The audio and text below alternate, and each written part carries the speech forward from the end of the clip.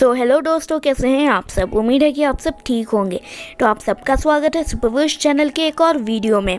तो दोस्तों, आज के इस वीडियो में मैं रून किंग थॉर के फीट्स और उसके स्टेटमेंट्स को लॉजिकली देखेंगे और उसे स्केल करेंगे कि वो कौन सा लेवल है। क्योंकि आजकल जो है बहुत से लोग रून किंग थॉर को काफ़ी ज़्यादा डाउन प्ले कर रहे हैं, उसे यूनिवर्सल बोल रहे हैं और उसे मल्टीवर्सल बोल रहे हैं। एक्चुअल में रून किंग थॉर बहुत ज़्यादा पावरफुल है और ये मैं आज इस वीडियो में प्रूफ करके दिखाऊँगा। सो आज ये वीडियो काफ़ी ज़्यादा इंटरेस्टिंग होने वाला है और रून किंग थॉर के हेटर्स इस वीडियो को ज़रूर देखें। तो चलिए आज के इस वीडियो को शुरू करते हैं।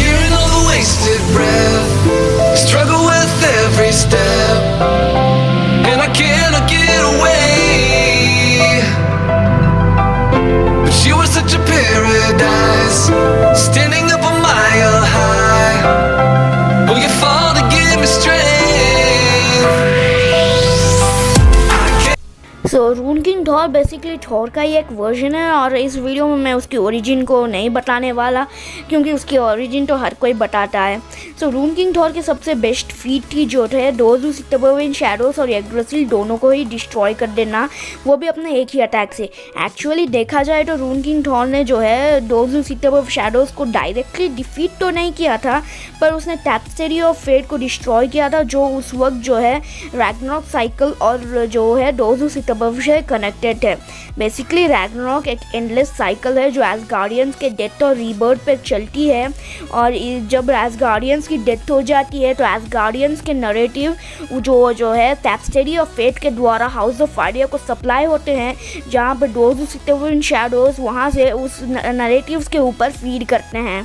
लेकिन इस रैग्नारॉक के दौरान जहाँ पर लोकी जो है वो जो है थॉर के खिलाफ जेलस हो जाता है, क्योंकि ओडिन की डेथ के कारण थॉर एसगार्ड का नया राजा बन चुका था, लेकिन लोकी को एसगार्ड का राजा बनना था, इसलिए वो सूटर के साथ हाथ मिला लेता है और थॉर के ऊपर ज़बरदस्त हमला करता है।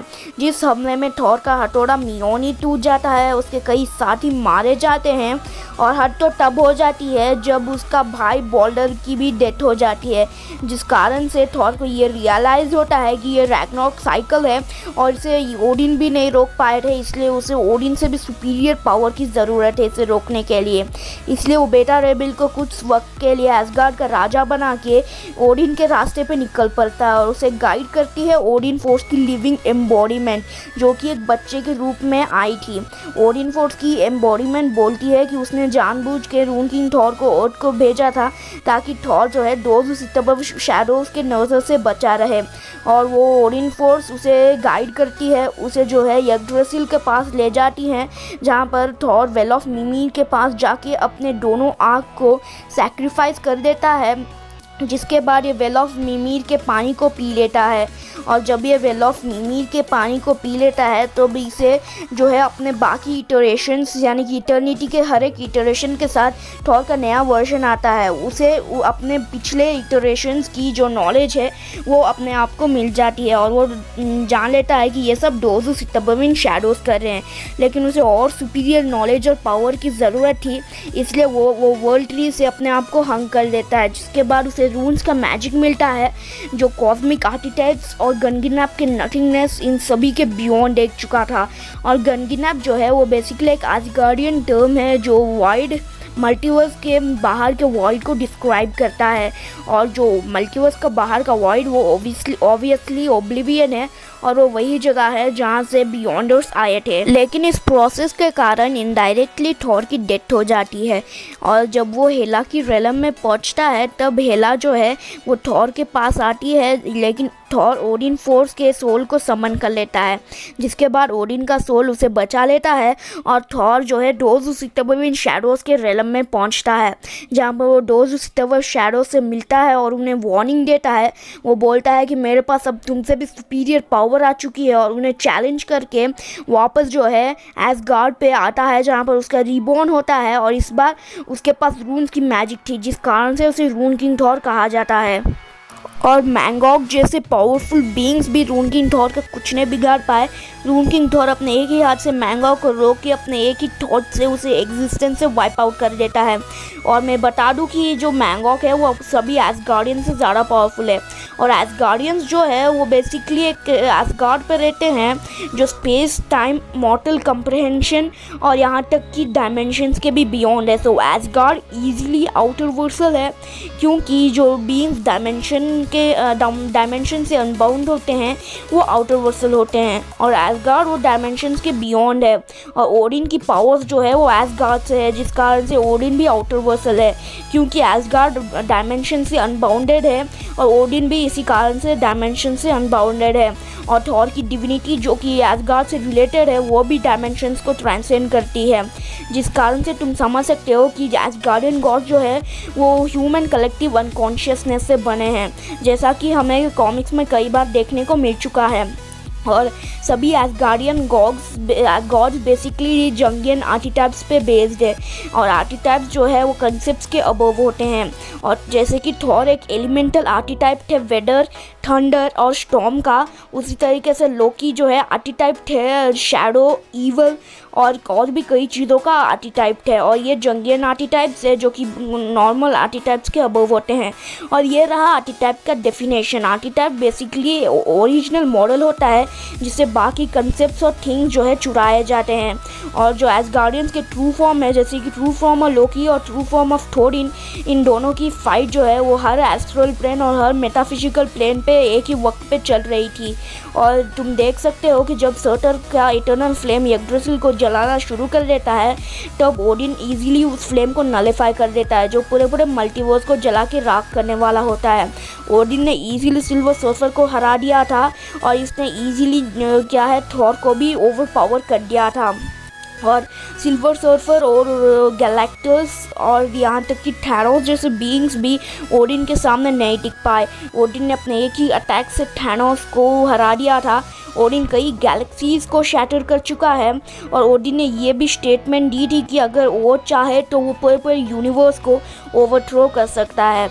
उसी के साथ साथ ओडिन और सेट की फाइट ने कई गैलेक्सीज़ को शैटर की थी और डॉक्टर स्ट्रेंज के मुताबिक उन्होंने मल्टीवर्स के फैब्रिक को भी डिस्ट्रॉय किया था। और इन दोनों की फाइट जो है वो रियलिटी के हर एक प्लेन पे साइमल्टेनियसली चल रही थी और मार्वल में रियलिटी के इन्फिनाइट प्लेन्स हैं। सो ये ईजिली एक हाई हाइपरवर्सल फीट है, क्योंकि ये इन्फिनाइट डायमेंशनल फीट है। और मैं बता दूं कि जो ओडिन है वो इस चीज़ से साबित होता है कि वो एक हाइपरवर्सल से लेकर आउटरवर्सल लेवल कैरेक्टर है। और मैंगॉक एक ही वक्त पे सभी एसगार्डियंस और यहाँ तक कि ओडिन को भी ओवरपावर कर दिया था। अब हालांकि उस वक्त लोकी ने जो है मैंगॉक के मैजिक को चुरा लिया था और ज़्यादा पावरफुल बन गया था, पर फिर भी लोकी के आर्मी जिसके पास उरू मेटल से बने वेपन्स थे, थॉर ने उन्हें बड़े ही आसानी से अपने एक ही स्पेल की मदद से डिफीट कर दिया था। और यहाँ तक कि लोकी जो मैंगॉक के एनर्जी और मैजिक दोनों को ऑब्जर्व कर पाया था, वो भी रून किंग थॉर के सामने कुछ नहीं था। थॉर ने ईजिली अपने एक स्पेल की मदद से लोकी का सर उसके धड़ से अलग करके उसे जिंदा रखा था। और उसके बाद वो सर्टर के पास जाता है, जहाँ पर वो सर्टर को अपना हैमर रिफॉर्ज करने के लिए कहता है और सर्टर रून किंग थॉर के डर के मारे उस हैमर को वापस से रिफॉर्ज करके रून किंग थॉर को देता है। जिसके बाद रून किंग थॉर वैलहल्ला का डायमेंशनल बैरियर को ब्रेक करके सर्टर को रैग्नारॉक के लिए फर्दर मार्च करने के लिए बोलता है। और जहाँ पर सर्टर फर्दर जो है एसगार्ड के ऊपर अटैक करता है, जहाँ पर बेटा रेबिल उससे मुकाबला करता है। इसीलिए जानबूझ के थॉर बेटा रेबिल को वहाँ से टेलीपोर्ट कर देता है एक डिफरेंट यूनिवर्स पे और उसे टेलीपैथिकली कम्युनिकेट भी करता है। और जब सभी एसगार्डियंस की डेथ हो चुकी थी और अब टाइम हो गया था रैग्नारॉक का और सभी नरेटिव्स का टैपेस्ट्री ऑफ फेट से हाउस ऑफ फायर को सप्लाई करने का, तभी रून किंग थॉर वहाँ जाता है और टैपेस्ट्री ऑफ फेट को डिस्ट्रॉय करने की कोशिश करता है। और तभी those suitable shadows Rune king Thor के सामने अपनी जान की भीख मांगते हैं, पर रून किंग थॉर बिना कुछ सोचे समझे उन्हें डिस्ट्रॉय कर देता है और सभी गॉड्स के नरेटिव्स को भी डिस्ट्रॉय कर देता है। और ये ऑल एल्विंग सर ने ऑफिशियली कंफर्म किया था कि वो जो है दोज सुटेबल सुपरविन शैडो से ही नरेटिव्स के ऊपर फीड करते थे। उसके बाद टैपेस्ट्री ऑफ फेट जो है वो यग्drasil से भी कनेक्टेड था, जिस कारण से ट्रू यग्drasil, मैं ट्रू यग्drasil की बात कर रहा हूँ इसलिए कोई कमेंट्स में मत बोलना कि वो इमेनेशन है, वो ट्रू यग्drasil था। उसे डिस्ट्रॉय करने के बाद थॉर जो है वो इनडायरेक्टली मल्टी इटर्निटी को भी डिस्ट्रॉय कर देता है, जिस कारण से सभी चीज़ें एंड हो जाती हैं और थॉर जो है मल्टी इटर्निटी के साथ मर्ज होकर सभी चीज़ों को वापस रिक्रिएट करता है और एक एब्स्ट्रैक्ट एंटिटी बन के डीप स्लीप में चला जाता है। और जब एक नया इटरेशन आता है मल्टी इटर्निटी 8 कॉस्मोस का, तो इस कारण से रैग्नारॉक वापस आ जाता है और उस वक्त दोज हू सुपरविन शैडोज वापस आते हैं। और उस वक्त जो है लोकी गॉड ऑफ स्टोरीज बन गया था, और वो गॉड ऑफ स्टोरीज ही नहीं, वो God of creation of stories बन गया था। और जब रैग्नारॉक का टाइम हो गया था शुरू होने का, तब वो लोकी को ऑफर करते हैं रैग्नारॉक में एसगार्ड के साइड से लड़ने को, लेकिन लोकी बोलता है कि वो इस बार रैग्नारॉक में इंटरफेयर नहीं करेगा और लोकी के बिना रैग्नारॉक शुरू हो जाता है। और लोकी अपने प्लॉट मैनिपुलेशन की मदद से जो है एसगार्ड और रैग्नारॉक के पूरे जो स्टोरी को है उसे वार्प कर देता है और उस नरेटिव्स को भी वार्प कर देता है। और तभी दोज हू सुपरविन शैडोज लोकी को रोकते हैं, क्योंकि उन्हें नरेटिव्स की ज़रूरत थी और वो लोकी को 2 स्मॉल गॉड्स के बुलाते हैं और लोकी को बोलते हैं कि वो एसगार्ड के रैग्नारॉक को होने दे ताकि उसके बाद वो उन नरेटिव्स के ऊपर फीड कर सके। लेकिन लोकी डिसाइड करता है कि वो दोज हू सुपरविन को हमेशा के लिए मिटा देगा और इसीलिए वो जो है उन्हें एक स्टोरी सुनाता है, एक ऐसी स्टोरी जो यग्drasil यानी दी ट्रू यग्drasil के बाहर एग्जिस्ट करती थी। और वो स्टोरी थी स्टार्टिंग से एंड तक, वो स्टोरी थी एक ऐसी स्टोरी जिस स्टोरी को सुनने के बाद दोज हू सुपरविन शैडोज नरेटिव के बाहर हो जाएंगे और लोकी स्टोरी सुनाना शुरू कर देता है। अब मैं वो स्टोरी आपको सुना नहीं सकता, आप खुद ही लोकी का गॉड ऑफ स्टोरी या फिर एजेंट ऑफ एसगार्ड कॉमिक पढ़ लो। अब उसे बोलते वक्त दोज हू सुपरविन शैडोज को ये रियलाइज़ हो जाता है कि लोकी उन्हें ट्रिक कर रहा था और वो उसके ऊपर हमला करते हैं, पर तब तक लोकी उन्हें नरेटिव के बाहर भेज चुका था। और लोकी बोलता है कि हो सकता है कि वो बियॉन्डर्स हो। अब वो इसीलिए कि उस वक्त पूरा मल्टीवर्स डिस्ट्रॉय हो चुका था और बस 2 ही यूनिवर्स और दी बियॉन्ड रेलम बचा था। सो ये चीज़ सच भी हो सकती है कि वो बियॉन्डर्स हो जो बियॉन्ड रेलम से आए थे, उस बात को छोड़ो। सो आगे बढ़ते हैं रून किंग थॉर के ऊपर फीड्स की। तो रून किंग थॉर ने यग्drasil को डिस्ट्रॉय किया था और यग्drasil के टॉप जो है उसमें क्वेबला एग्जिस्ट करता है जो वनडरवॉल का स्ट्रॉन्गेस्ट अवतार है, और उसके बॉटम में एग्जिस्ट करता है क्लिपॉट AKA थाउमेल जो कि वन बिलॉल का रेलम है और वनडरवॉल का ऑपोजिट है। सो जो क्वेबला है वो बेसिकली ट्रू आउटसाइड है। मार्वल में 2 आउटसाइड है, पहला ओब्लिवियन है और दूसरा दी वनडरवॉल है। वनडरवॉल वाला आउटसाइड फारशोर है और जो दूसरा आउटसाइड है ओब्लिवियन है। और दी आउटसाइड प्लेस यानी वनडरवॉल के स्ट्रॉन्गेस्ट अवतार का ऑपोजिट है थाउमियल जो वन बिलो ऑल का स्ट्रॉन्गेस्ट अवतार है।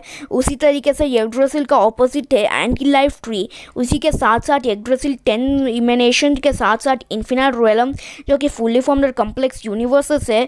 और यग्drasil को एक क्वांटम मेटावर्स भी स्टेट किया गया है जिसके अंदर इन्फिनाइट पॉसिबिलिटीज़ हैं। उसी के साथ साथ यग्drasil हर सभी बीइंग्स को कंटेन करता है, यहाँ तक कि लिविंग ट्राइब्यूनल के एम्बॉडीमेंट को भी, जैसा कि आप इस स्कैन में देख सकते हो। उसी के साथ साथ यग्drasil सभी चीज़ों को एनकम्पस करता है जिसके अंदर मल्टी इटर्निटी आती है और मल्टी इटर्निटी सुपरफ्लो जैसे रेलम्स को एनकम्पस करती है। उसी के साथ साथ जो यग्drasil है उसे ओमनिवर्स स्टेट किया गया था वो जो सीक्रेट वॉर्स के कॉमिक्स में। अब बेसिकली ऑल एविंग ने ये कंफर्म किया था, उनके लिए ओमनिवर्स जो है वो मल्टीवर्स का साइनोनिम है।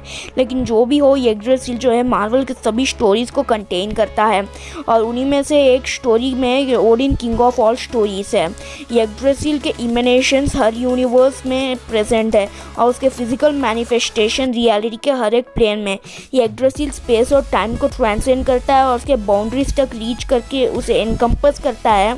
और उसी के साथ साथ यग्drasil सभी रियलिटीज़ को एक दूसरे से कनेक्ट भी करता है और वो रियलिटी के हर एक प्लेन में भी एग्जिस्ट करता है और मार्वल में इन्फिनाइट प्लेन से रियलिटी और फारशोर जो जिसका मतलब है दी फादरेस्ट एज, जिसे मल्टीवर्स का फादरेस्ट एज के नाम से जाना जाता है, वो एक ऐसी जगह है जहाँ पर जो है हेइमडाल भी ब्लाइंड बन गया था। एक वैल्करी के रन के दौरान जब जेन फॉस्टर हेमडाल को फारशोर में ले जाती है, तब फारशोर में हेमडाल भी जो है वो ब्लाइंड होने लग जाता है और हेमडाल जो है उसकी विजन हर पूरे रियलिटी के ऊपर रहती है। फारशोर वो जगह है जहाँ पर इटर्निटी के इटरेशंस एग्जिस्ट करते हैं, इंक्लूडिंग 8 कॉस्मोस इटर्निटी, और वो वही जगह है जहाँ पर हर एक इटरेशन के इटर्निटी का जन्म होता है। और ऑल लिविंग ने भी अपने एक इंटरव्यू में कंफर्म किया था कि फारशोर जो है वो यग्drasil का ही एक पार्ट है और उसका फारेस्ट एज है, और जो है इटर्निटी वो एक इन्फिनाइट लेवल है। इटर्निटी के अंदर इन्फिनाइट लेवल्स, इन्फिनाइट एनर्जीज है, और इटर्निटी इन्फिनाइट लेवल के बाउंडलेस मल्टीवर्स को इनकम्पस करती है, जिसका ईच लेवल एक बाउंडलेस यूनिवर्स है। इटर्निटी जो मल्टी इटर्निटी वो सुपर फ्लो को इनकम्पस करती है, और सुपर फ्लो के अंदर सभी cosmic entities including Galactus and living tribunal के ट्रू फॉर्म्स एग्जिस्ट करते हैं। और मल्टी इटर्निटी बस एक ही जगह से विजिबल है, और वो जगह है दी आउटसाइड, जहाँ पर वो एक फिक्शन की तरह है, और वो जगह है जहाँ पर लाइफ ब्रिंगर गैलेक्टस भी सर्वाइव नहीं कर सकता, जो मल्टीवर्सल है। उसी के साथ साथ वहाँ कोई भी प्लेटोनिक कंसेप्ट और कॉस्मिक एंटिटी या उनका ट्रू फॉर्म सर्वाइव नहीं कर सकता, और वो मल्टी इटर्निटी के इन्फ्लुएंस के बाहर है। और those who sit above in shadows वो वहीं रहते हैं, और मोस्ट लाइकली दी आउटसाइड जो है वो दी सुपर फ्लो से 2 लेयर्स अबव है। दी सुपर फ्लो सभी कॉस्मिक एंटिटीज़ के ट्रू फॉर्म को एनकम्पस करती है, और दी आउटसाइड उसके 2 लेयर्स अबव है, और दोज विद इन शैडोज वहीं पर रहते हैं, यानी कि वो मल्टी इटर्निटी के भी बियॉन्ड, और वो कॉस्मिक गॉड से ओब्लिवियन के, और वो कॉस्मिक ओब्लिवियन को वापस लाएंगे। सो अब दोज विद इन शैडोज की स्केलिंग हो गई है। अब हम बात करते हैं रून किंग थॉर की। सो जो लोकी था वो रैग्नारोक के डेस्टिनी को चेंज नहीं कर पाया था, इसलिए वो रैग्नारोक में इंटरफियर नहीं करता है और रैग्नारोक को इंटायरली सील कर देता है। और ये बात उसने खुद कंफर्म की थी कि we are happy that we came out, मतलब वो डेस्टिनी को चेंज नहीं कर पाया था, रैग्नारोक के डेस्टिनी को। वेराज जो रून किंग थॉर है उसने रैग्नारोक के डेस्टिनी को चेंज किया था, यानी कि रून किंग थॉर ऑलरेडी लोकी के पावर लेवल के बियॉन्ड है। और लोकी एजेंट ऑफ एसगार्ड का ओडिन जो है वो किंग ऑफ ऑल स्टोरीज़ है, लेकिन किंग ऑफ ऑल स्टोरीज़ होने के बावजूद वो those who sit above in shadows के लिए स्मॉल प्यूनी गॉड था, और those who sit above in shadows के लिए लोकी भी स्मॉल गॉड का बराबर था। और whereas those who sit above in shadows Rune king Thor की इज्जत करते हैं, यानी कि ये जो लोग king of all stories Odin और लोकी गॉड ऑफ स्टोरीज़, ये दोनों ही स्मॉल गॉड्स है और पावर लेवल्स में those who sit above in shadows के आसपास भी नहीं है। Whereas those who sit above in shadows Rune king Thor की इज्जत करते हैं, यानी कि उनके हिसाब से रून किंग थॉर उनके ही मुकाबला है, उनके ही पावर लेवल का है। और बात रही लोकी गॉड ऑफ स्टोरीज़ की, तो उसने जो है चिल्ड्रन ऑफ इटर्निटी के साथ डील करके उनसे हाउस ऑफ आइडियाज़ के पावर्स को हासिल किया था। उनके साथ उसने एक ट्रिक खेल के हाउस ऑफ आइडियाज़ के पावर्स को हासिल किया था, और जब उसे हाउस ऑफ आइडिया की मेमोरी आ जाती है तब वो जो भी इमेजिन करता है वो स्टोरी रियल बन जाता है, जिसके बाद वो अपने स्टोरी अल्टरिंग पावर्स को यूज़ करता है और गॉड ऑफ स्टोरीज़ बन जाता है, और बाद में उसे गॉड ऑफ स्टोरीज़ लोकी कहते हैं। उसी के साथ साथ उसके पास गॉड ऑफ स्टोरीज़ के क्रिएशन की भी पावर है, यानी कि वो स्टोरीज़ को क्रिएट कर सकता है, नैरेटिव को अल्टर कर सकता है और किसी को भी नैरेटिव के बाहर भेज सकता है, इसीलिए उसे गॉड ऑफ स्टोरीज लोकी कहते हैं।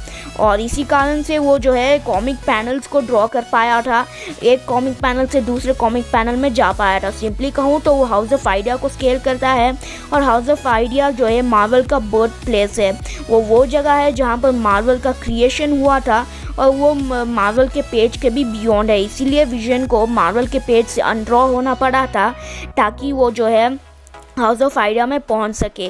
और हाउस ऑफ आइडिया पेज के भी बियॉन्ड है, जहाँ पर वो निक से मिलता है, और ये दोनों बोलते हैं कि ये वो जगह है जहाँ पर जो है स्टैनली और जैक कर्बी यानी कि वनरेबल रहते हैं। सो ओवरऑल देखा जाए तो रून किंग थॉर कितना ज़्यादा पावरफुल है, ये बात मैं आपके ऊपर डिपेंड करता हूँ। मैंने अभी तक जितने भी स्कैन छोड़े हैं, इससे देखने के बाद मुझे नहीं लगता कि कोई भी ये कहेगा कि रून किंग थॉर जो है वो यूनिवर्सल है या मल्टीवर्सल है।